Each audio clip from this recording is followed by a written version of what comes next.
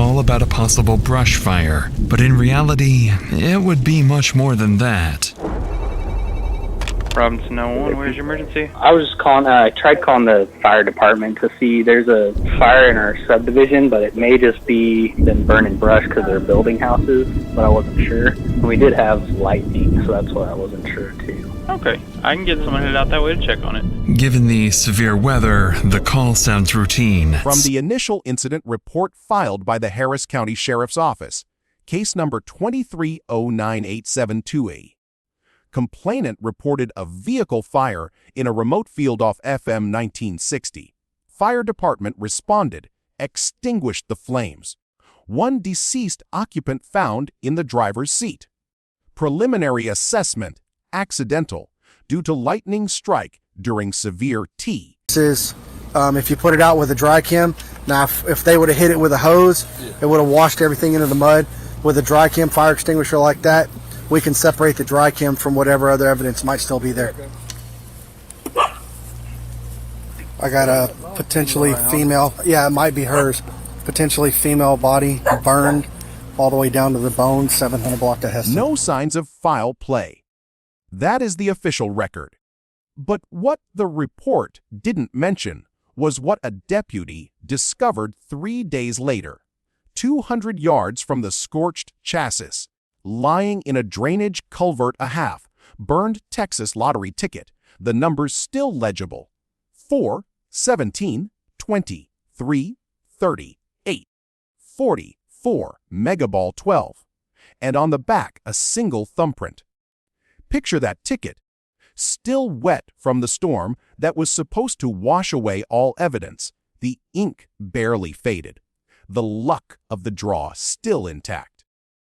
That ticket would become the one thread that unraveled a murder so carefully planned that the man who committed it might have walked free, if not for the very thing he thought would save him.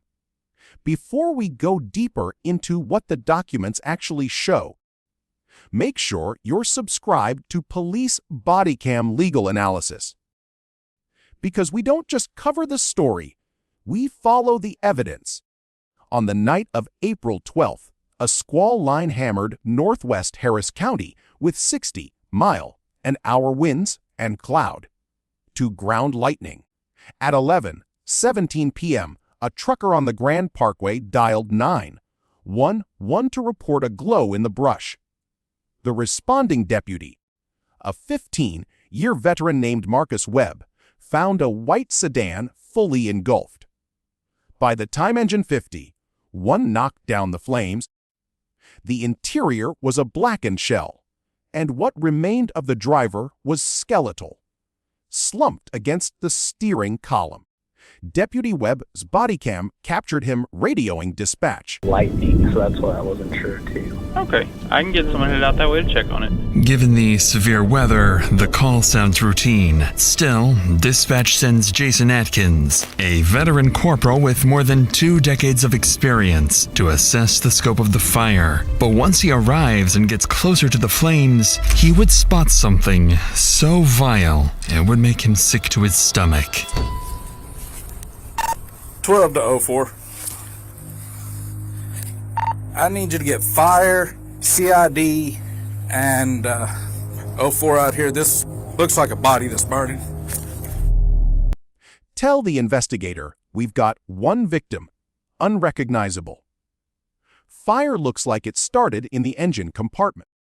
Storm probably sparked it. The case was routed to the arson desk as a probable accident. Stone knocked out, but I can tell you right now, I can stand next to a campfire and realize when my rear end is getting too hot. Yeah. And the fact of the recent upticks in the homeless population on running up and down 35, yeah. Really? Like 16 bodies in Austin. We've had 3 in Waco, and I think there's 10 in Dallas, Fort Worth area. I mean, you look at his torso. That's a small person. Very small. That looks like the very, very cheap heater that you can get. And if she was drunk and or high, did she die? Did she open and then something set fire in the box that then made her that smell? Or did someone come here, find her, goes, oh, The deceased was tentatively identified through the VIN as 29-year-old Naomi Grant, reported missing by her sister 6 hours earlier, and for 48 hours that classification held. No foul play, no suspect. That's why he's asking if you're okay. Oh, I'm good. Here. 1, 2. How would you testify in court on the amount of rain that came in between the time? It was a short torrential storm with dime-sized hail. Okay. That lasted about 15 minutes. And Sergeant Hughes was here also? Yes. Okay, so that'll be on y'all's body cam, so as far as time and all, okay. Yes. It would drizzle, pour, stop, drizzle, hail, stop, poured, then drizzled, then stopped. To top it off, the fire was involved. Ironically, perfect storm of the perfect storm of destruction of evidence. Indeed, with hail, rain, and now And then a rookie evidence tech walked the drainage ditch with a metal detector and found a curl of paper the color of burnt caramel. He lifted it with tweezers, held it to his flashlight, and spoke 4 words that would detonate the entire investigation. It's a lottery ticket. What are the chances? It just hangs around. What time is that at? That caught me, so it says, what, 2033? So that's 8:30? And he's kind of, that's one thing I got that looked weird. After visiting nearly a dozen businesses, one officer finally stumbles across something potentially very useful: a black Honda leaving the area around the time the fire started. The problem, however, is that the footage is too blurry to make out the license plate, meaning detectives... His luck became his undoing. The ticket was logged into evidence as item 47B and transferred to the Texas DPS Crime Lab in Austin. Go ahead and notify and call out animal control. We have a loose dog that's around the scene, possibly might be the victims. We need to capture this animal. Although Atkins and the sergeant realize the dog may belong to the victim, even they don't yet understand just how instrumental this witness is about to become. By now, several more police officers, firefighters, and Detective Ryan Collins have made their way to the scene, and with rain and thunder refusing to stop, they know the scene must be preserved at all costs. But as they prepare to return to the body, they would come across certain details that would make them question whether whoever did this got incredibly lucky or whether this wasn't their first time. A fingerprint analyst dusted the back with magnetic powder and developed a latent print so clear it looked staged. It was a right thumb, 12 points of comparison. The print belonged to a 34-year-old construction foreman named Ellis Carver, who had no criminal record, no known connection to the victim, and a registered address 70 miles away in Conroe. When investigators pulled the purchase data from the Texas Lottery Commission, they learned the ticket had been sold at a Stop M, Go on FM 2920 at 4:14 p.m. on April 11th, less than 30 hours before Naomi's car went up in flames. It's going to rush. I'm going to every business to see if they have any footage. So, yeah, of course. I mean, we're literally just kind of treading at this point. So you burnt the dog too? No. I think some of these ring cameras are going to be our freaking saving grace. I hope so, man. At least getting a vehicle coming in. I cannot believe that dog belongs to. What are the chances? It just hangs around. What time is that at? That caught me, so it says, what, 2033? So that's 8:30? And he's kind of, that's one thing I got that looked weird. After visiting nearly a dozen businesses, one officer finally stumbles across something potentially very useful: a black Honda leaving the area around the time. The store's surveillance footage showed a white male in a blue polo shirt buying 2 Mega Millions quick picks, while a woman matching Naomi's description stood next to him, laughing, holding a fountain drink. The timestamp was indisputable. The vehicle in the parking lot was a white Honda Accord, the same Accord that burned in the field. Detectives now reconstructed what the storm had tried to hide. Ellis Carver and Naomi Grant had been casual acquaintances who reconnected on a dating app 3 weeks before she disappeared. On the afternoon of April 11th, they drove together to run errands. At 4:10 p.m., Ellis bought 2 lottery tickets. One, the quick pick he handed to Naomi as a joke. "Here's your dowry," he told her, according to the convenience store clerk who overheard the exchange. The second ticket he tucked into his wallet. Later that evening, Naomi's neighbors reported hearing shouting from her apartment around 9 o'clock, followed by a door slam and a car peeling away. What happened in the next 90 minutes is documented by cell tower pings and license plate readers. Ellis drove Naomi's Accord to a secluded field off FM 1960. Continues, the conversation is about to take an inexplicable turn. Where'd you get the car? I'm gonna tell you something, man. I'm gonna leave it at this. Like, the cartel in Texas is very real. When the person I went down into Texas with was knee deep in debt with the cartel. But how's that have to do with the car you ran from us in last night? What do you mean? Well, I mean, where'd you get the car? The car was my cousin's. Did she give you the car? No, she didn't.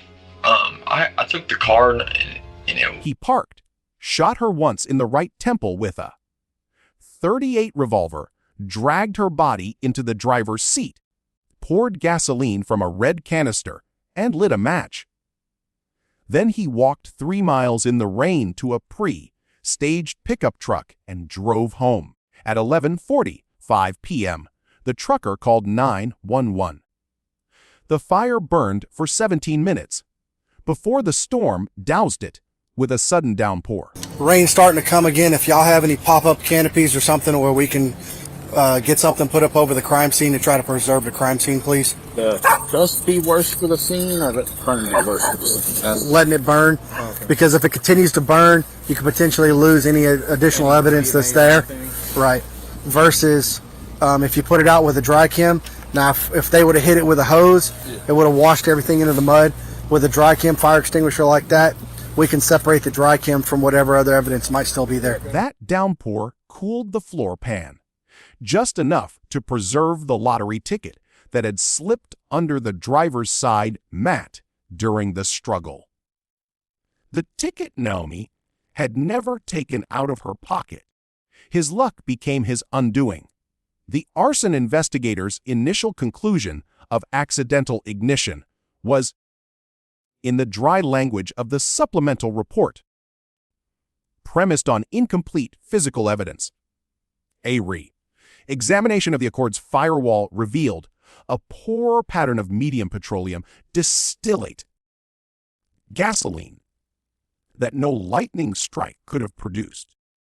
The fire had been intentionally set to consume a homicide, and the one thing the killer could not burn was his own luck. The lottery ticket was not just a piece of evidence. It was a timeline, a fingerprint, a bankable witness. It placed Ellis at the scene, with the victim, hours before she died, contradicting the alibi he would later offer that he had been home alone all night. Could it have been an accident? Sure, an accident, but I don't know. I don't see it, but did I do it? No. As expected, Derek calmly denies any involvement in his ex-girlfriend's death. From the beginning, detectives believed the evidence tying him to her murder was weak at best, but the same cannot be said about Mandy. And as questioning continues, the conversation is about to take an inexplicable turn. Where'd you get the car? I'm gonna tell you something, man. I'm gonna leave it at this. When detectives arrested him at his job site on April 16th, they found the second lottery ticket still tucked in his wallet, crisp and unfolded, a twin to the scorched relic pulled from the culvert. Ballistics matched the bullet fragment recovered from Naomi's skull to a revolver Ellis had pawned 2 days after the fire. Get in your car! Come out! Come out! Come out! Come out! Come out! Hey, my man, get your family out of here. You're fine. He said go. Let's go. Hey! Come here! Come here! Where'd he go? No, I didn't see him. You didn't see him? Didn't see him. Yeah.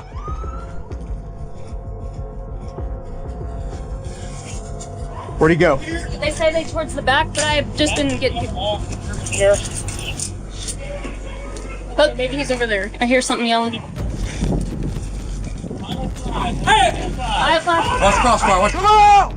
Get out! Get out! You make any movement, you will be killed. I got hands. Crawl out! Crawl out towards the sound of our voice. Somebody get less lethal. Somebody's got to back off one direction or the other. Place lethal. Go ahead. Hold on. Crawl out towards us. You're going to have to move with me. The pawn ticket was signed in his own hand. At trial, prosecutors presented the lottery ticket as the centerpiece of their case. They called it the one juror the defendant couldn't strike. The defense argued that the print could have been transferred innocently, that the ticket might have blown from the window of a passing car, that the storm could have carried it. But the jury spent less than 4 hours deliberating before returning a guilty verdict. Ellis Carver was sentenced to life without parole. In his final statement to the court, he said, "I still don't know how that ticket survived." And that is the question that turns this criminal case into a forensic thriller, because Ellis had doused that car with 6 gallons of gasoline. The fire burned at over 1,200 degrees. The storm that followed delivered torrential rain and hail. Every other piece of paper in that accord was reduced to ash. Yet this one lottery ticket, with the winning numbers for a $500 prize, emerged from the mud intact enough to hang him. If the rain had started 1 minute earlier, the flames might not have reached the glove box.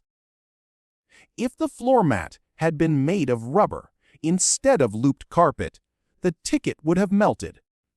If the rookie tech hadn't ignored his supervisor's order to stick to the grid and wandered 50 feet farther downstream, the ticket might have dissolved in the next rain.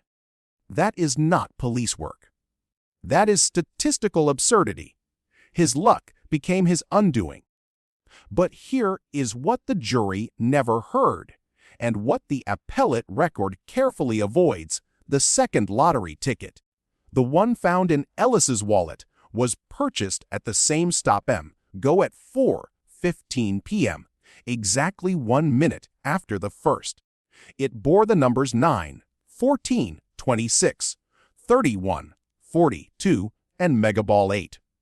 When investigators ran those numbers, they discovered that ticket was also a winner, $10, unclaimed.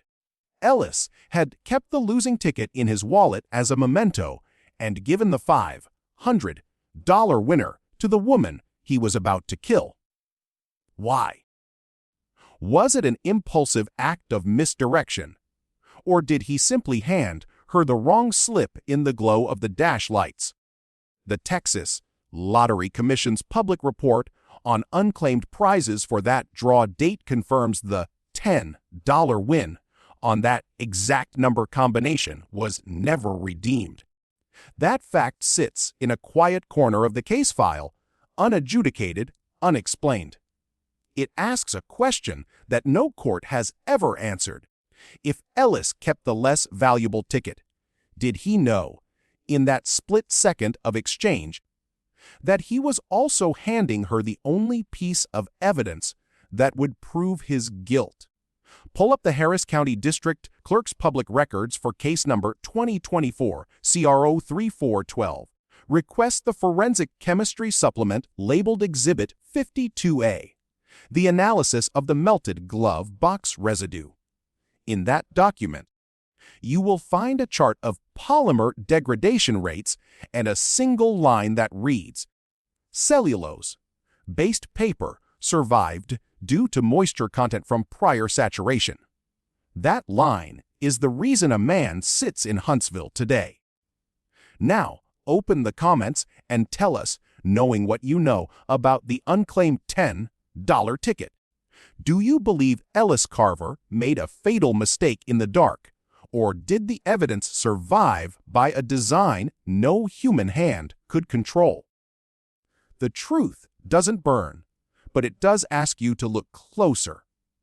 If you want more investigations that go where the official narrative stops, like, share, subscribe, and turn on notifications for Police Bodycam legal analysis. The next brief you review might be the one that changes a verdict.